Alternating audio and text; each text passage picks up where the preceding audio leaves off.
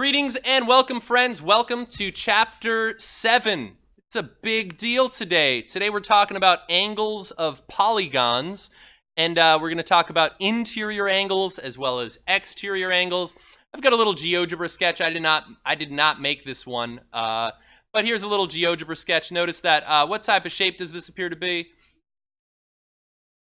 Not a circle. It's a hexagon, friends. That's right. And, oh, I can zoom out in it. It looks like in this hexagon, they add up to be 720. Can I zoom out just one notch? Will it give me the notch? There we go. 90% zoom. And notice if I reduce this, oh, there's a pentagon. 540 is the sum of the interior angles. Here's a square, 360 for this square. And triangle, oh, we knew that. Oh, make it go up real high. Here we go. What? And no, that's not a circle. Still, that's a 36-sided figure, a 36gon, if you will. Wow. I think for everyone's birthday at their different age, except for age 1 and 2, because you won't have a polygon, your cake should be shaped like a regular polygon with the number of sides as your age. So, like, that would have been my birthday cake this year. It would have been great. Yeah. So, notice this. If I have those individual angles, what do you notice about these angles for regular polygons? They're all the same, all right? Because a regular polygon is both equilateral, all the sides are congruent, and they are equiangular. Their interior angles are congruent. So if all of these add up to 540 and I wanted to find the measure of one of these angles, how do you think I could have found that 108? Take 540 and divide by 5. I agree. Yeah, so that seems to make sense. I mean, you guys did a pattern. You found you went up to a 9-sided polygon. What's the name of a 9-sided polygon, Isaiah? You know that one. A nonagon. Isaiah. Yeah. It's okay, Isaiah. I'm sorry. I didn't mean for them to steal your thunder. You'll have another chance. Now, as far as, check out this visual explanation as to why this works. What's the sum of the, let's see, we already know for triangles, the sum of the interior angles is 180. Watch this. Okay, I just clicked this show triangles box. How many triangles are formed here when I draw that diagonal? 2. There are 2 triangles. Each of those triangles has its interior angles add up to what? Each of those triangles have those in 180, and there are 2 triangles. Thank you, yep. So 2 times 180 is 360. Okay? There are 2 triangles for a 4-sided polygon. Let's see, for a 5-sided polygon, there are 3 triangles formed when I draw, right, a couple of those diagonals. Each of these triangles add up to 180 for their interior angles. And notice, look at these little slivers. This one plus that one add up to the one big interior angle. So it's not like in these situations I'm counting more angles than I should. And if I have 3 times 180, 3 triangles, I get 540. Now, how many triangles do I have here? 3. How does that compare to the number 5, the number of sides? It's 2 less, right? How about this? 6 sides, how many triangles? 4, 2 less. 7 sides, how many triangles? 5 triangles, it's 2 less. 6 triangles for an 8-sided polygon. And, right, so I would do 6 times 180, and that would give me the number. So the number of triangles I could construct is going to be 2 less than the number of sides of the n-gon, the polygon. And if I take the number of triangles, which is n minus 2, and multiply by 180, I will end up with a formula for the total sum, right? The sum of the measures of the interior angles of the polygon. The polygon interior angles theorem, PIAT, right? Yeah, good stuff. Now notice it does mention convex. Isaiah, what happened, now, there's only one Isaiah in here. what happened when you had like on Geometer Sketchpad, you had like some crazy quadrilateral, right? And it added up to what for its interior angles? When it was just like a... Right, it added up almost. 360. But then you ended up dragging one of those points and you made it into a concave quadrilateral, right? And it no longer added up to 360. Okay? So notice this only applies to convex, non-dented polygons, okay? And it doesn't just apply to regular polygons.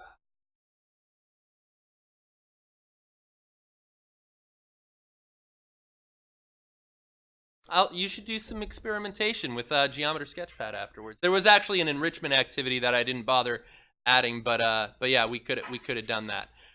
So yeah, so this is what we end up getting. Here's the polygon interior angles theorem. So if I want to find the sum of the interior angles of this polygon, is this a regular polygon?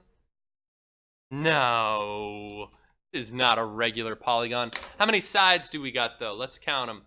One. Let's see, 1, 2, 3, 4, 5, 6, 7, 8. What? So that's n is equal to 8. What is that? What type of polygon is that called? An octagon. Now, guys, I want to point out this actually could be an equiangular octagon that is not equilateral. It's possible all of those angles are congruent, and it's possible even like these ones are congruent for sides. But clearly, like, these two sides are not the same as the other one. I feel like I just drew some sort of cool, like, single-celled bacteria. I feel like I just want to do that for the rest of the day. But that's not what we'll do. So my formula is n minus 2 times 180. And so I would plug in the 8 for n. Why did that not turn yellow? There we go. So, Anthony, 8 minus 2 times 180. All right, that's 6 times 180. Uh-oh, what's that going to be? Let's see, 6 times 100. Let's see, this is my little scratch work off on the side. 6 times 100 is 600. Plus 6 times 80. What's 6 times 8? 48 plus a 0. Oh, looks like 1080. Did I do that right? 1080 degrees. Right, so that should be the sum of the interior angles of this convex polygon. Convex polygon. Good stuff, good stuff. Let's see, let's jump on down. We'll skip that problem. Let's do, oh, I like this. Once we have a formula, algebraticians in the room obviously want to, like, use the formula inside out and backwards. So let's do example 2. Finding the number of sides of a polygon. So the sum of the measures of the interior angles of a convex polygon is 900. Classified by the number of sides. So this time I know the sum. The sum is 900 degrees. I do not know the value of, I guess I'll leave that as that. I don't know n. So when I have my formula, the sum is equal to n minus 2 times 180. What we're going to do is plug in what I know, solve for what I don't. Right? Classic algebra. So I'm going to have 900, and there will be some homework problems like this tonight. Some of you guys already looked at this. Multiply by 180. Actually, one of you, I think Haley, you actually even developed a pattern to just like answer this question where you said just take this number, divide by 180, and add 2 to it, right? That's what you were saying? What's 900 divided by 180, guys? Want to help me out? Man. 5. So let's see. So I'll add 2 to both sides. So Alyssa, what we end up getting is n equals 7. So that means this is a 7-sided polygon. Isaiah, do you know the name of a 7-sided polygon? Josh, that's not nice.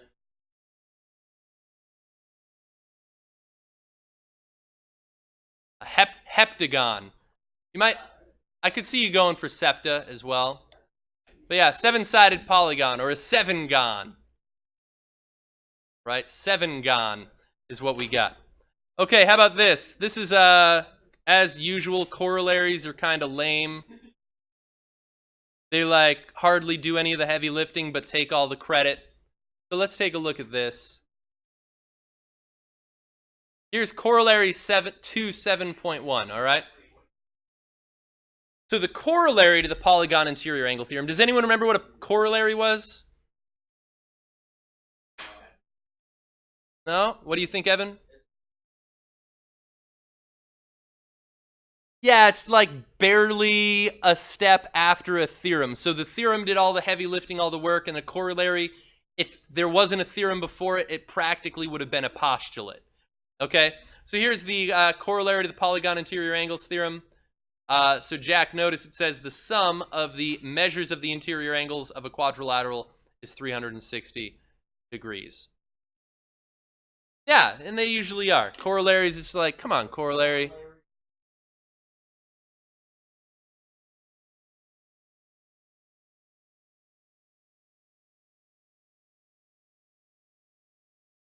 Well, that was a theorem, though. That was like the first one. Yeah. So let's see. So here we go. Here's an algebra problem for you. Algebra geometry. Here I've got a four-sided polygon. It's convex. It's not concave, right, Isaiah? You with me? What do all of these angles add up to? 360. Sometimes I write that with like a circle or something in the middle. So let's write an equation that describes that. So x plus 108 plus 121 plus 59 is going to equal 360. Combine those like terms. Anthony, did you add 108 plus 121 plus 59? I got 288. Did I make a mistake? And then subtract 288 from both sides. And I get x equals 72. Right? So there we go. I can even use like this, and I can write equations, and I can solve them. Not that bad. Not too shabby. He's drawing some Pokemon over there. But yeah, you should pay attention a little bit more, Isaiah. Well, hang out and participate in the conversation. Nah. Don't distract my students, though, Isaiah. So, I just jumped too much. All right, here we go. In an equilateral polygon, all sides are congruent. I think you guys already knew that, or we were pretty close to it. Maybe we only applied it to triangles before. Equiangular polygon, all the angles are congruent, all the interior ones. And in a regular polygon, it is both equiangular and equilateral, as you see here, right? So there we go. So let's use that fact to deal with some more stuff. Ooh, here we go. Baseball fans, this is what you guys are always thinking about when you're playing the baseball. All right, here we go. It says a home plate for a baseball field is shown. I see that. Is the polygon regular?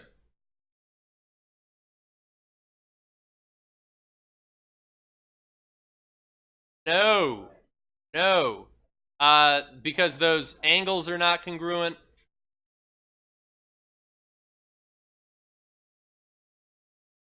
All of them. And it also doesn't look like, it looks like these sides are congruent. It looks like these ones are to each other. Looks like this one's just off by itself. Yeah, I don't think those sides are congruent either.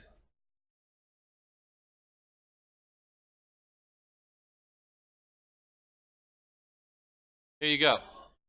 All right, but they still asked us this question. Find the measure of angle C and angle E. Okay, so this one's 90. 90, right? 90, that's what Isaiah was just saying. How do I represent these angles? I don't know what either of them are. I could call that X, and if that one's X, then what's this one? Also X.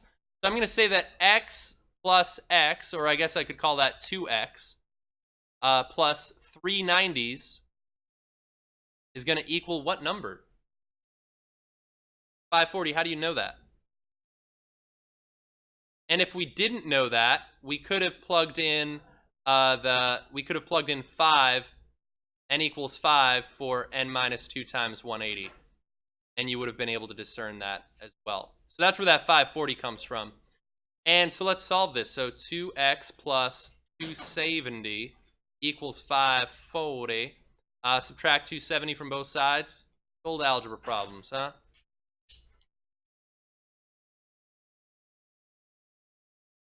Pull down over there. Let's see. 270. What do I do now here? Yeah, divide. What's that answer going to be while I'm signing this pass?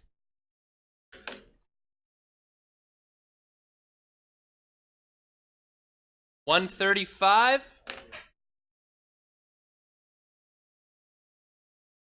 There we go. So even though this was irregular, we were still able to find one of its angles, right? So I mean, really, it's like this. This theorem's not that bad. Kind of nice. I think you agree. All right, let's talk about exterior angles, measures of polygons. Oh, I'm gonna have to scroll down after. Here we go. I want to show you guys another little hyperlink from GeoGebra here. Check this out. I love this. Look at this. All right. So guys, these are exterior angles. Oh yeah, it's like what is that? An aperture, when you do the aperture thing on the lens and like yeah. Except is this polygon regular? All right. How do I know that the polygon is irregular? Well, if these exterior angles aren't congruent, then the interior angles that are linear pairs with them definitely won't be congruent. So guys, watch this. I realize those are all green with a single arc. Have a good day, Josh. But notice this. They are not congruent to each other. And watch this. Ready? You guys are going to instantly know what the exterior angles add up to. Wow. Because look at all those pizza slices. They come together and make a full circle. What? I love that. Right? So, Well, I think they wanted to show that even for an irregular polygon. Yeah. Here, how about this one? Let me show it to you this way. I've got this little car. Look at this. This is great. Okay. All right, watch this. Racing around this track. All right. Wah, wah, wah, wah. There we go. Man, made it around the track. How many degrees did that car turn? 360, because it ended up back in the same direction, right? And if I showed like the measurements of those angles, yeah, I could even do that. Watch this. I can even like change these angles around. All right, like, and let's reset this car. Here we go. Look at that. It's awesome. And right, by the time it gets back to its original position, it will have rotated 360 degrees. So all of those, and that applies to any number of sides. Isn't that crazy? That's crazy. Exterior angles.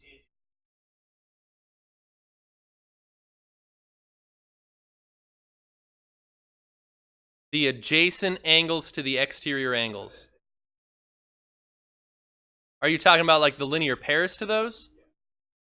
Well, a linear pair to angle B is going to add to 180. So it's going to be, yeah, supplementary. Thoughts, Evan? Oh. Uh-oh. This car is going to freak out at me.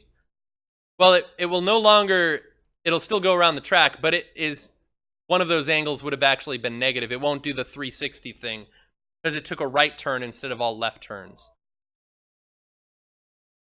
Yes. There you go. And actually, yeah, then I could even get like real crazy and have non-polygonal because it crosses over. Oh my goodness. I don't think so. Yeah, do you think the speed is based off of... Yeah, let's see how it crosses this. Yeah, I think it each... That seems to be the case. Good observation. So anyways, so here we go. So exterior angle measures of polygons. Exterior angles are the ones shown. If I pick one exterior angle from each vertex, because notice angle 2 would also be congruent to this one. Angle 1 would also be congruent to this one. All right, so I'm only choosing a single exterior angle for each vertex. All right, Isaiah, have a seat here, man. Come on, I think you're distracting my students. It says the diagram suggests that the sum of these measures, right, if I take all of these different colors, your paper doesn't have the colors, and put these pizza slices together, you get 360 degrees. Isn't that wonderful? Don't you love it? You love it. You're never going to eat pizza the same. Well, no, you'll probably still use your mouth and, like, chew it. You're probably going to always eat pizza the same. Unless you haven't figured out how to eat pizza yet.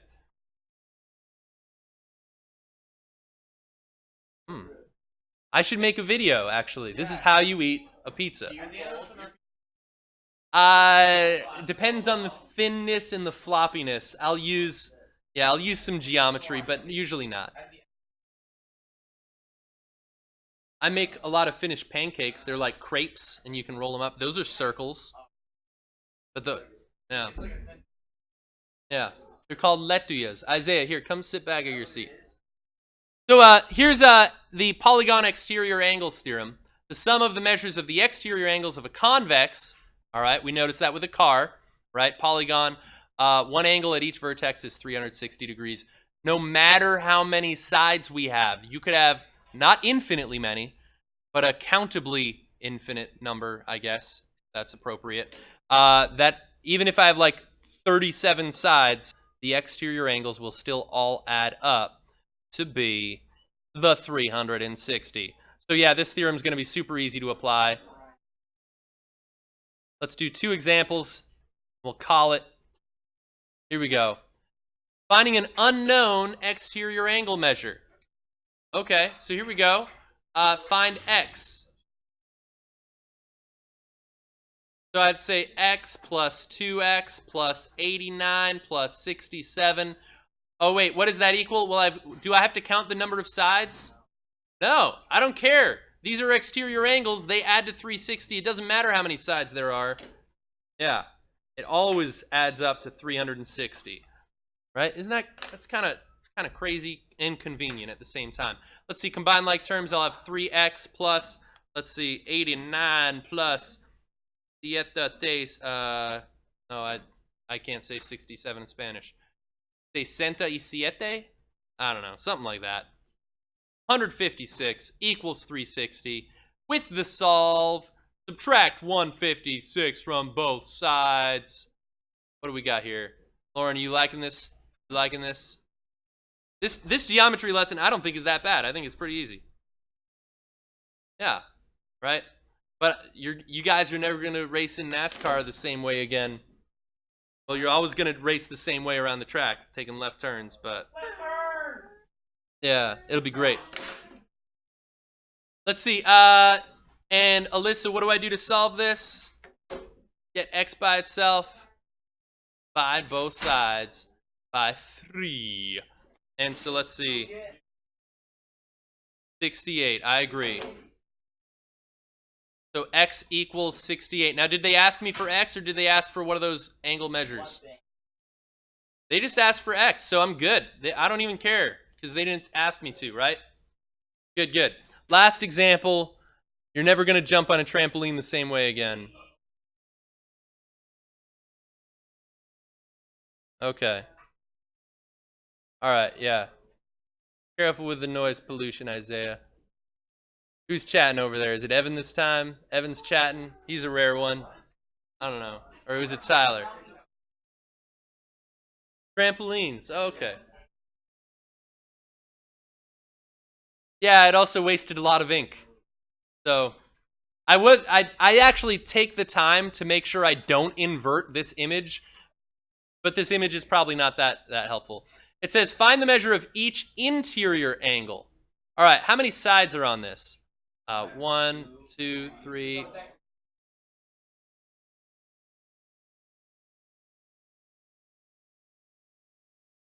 Okay. So for A, n is equal to 12.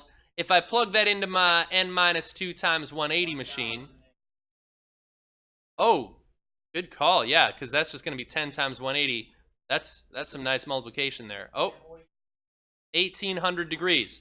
Now, that is not the measure of each interior angle. How could I find the measure of just one of those angles?